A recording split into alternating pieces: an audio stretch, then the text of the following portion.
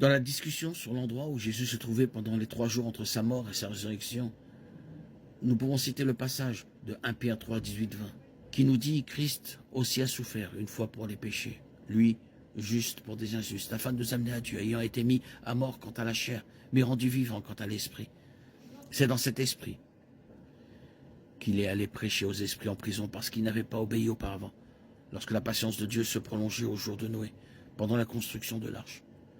Certains pensent que Jésus, quelque part entre sa mort et sa résurrection, est allé prêcher à Dieu. Si les esprits mentionnés dans 1 Pierre 3, 19 sont des anges déchus, alors ces esprits étaient probablement emprisonnés parce qu'ils étaient impliqués dans un péché grave avant le déluge au temps de Noé. Pierre mentionne le déluge de Noé au verset 20. Pierre ne dit pas ce que Jésus a proclamé aux esprits emprisonnés, mais ça ne pouvait pas être un message de rédemption, puisque les anges ne peuvent pas être sauvés. Hébreux 2, 16. S'il s'agissait d'anges déchus, ce que Jésus a proclamé était probablement une déclaration de sa victoire sur Satan et ses armées. 1 Pierre 3, 22, Colossiens 2, 15.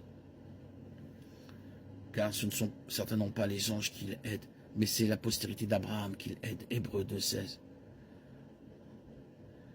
Qui est allé au ciel et à la droite de Dieu. Et les anges, les autorités, les puissances lui ont été soumis.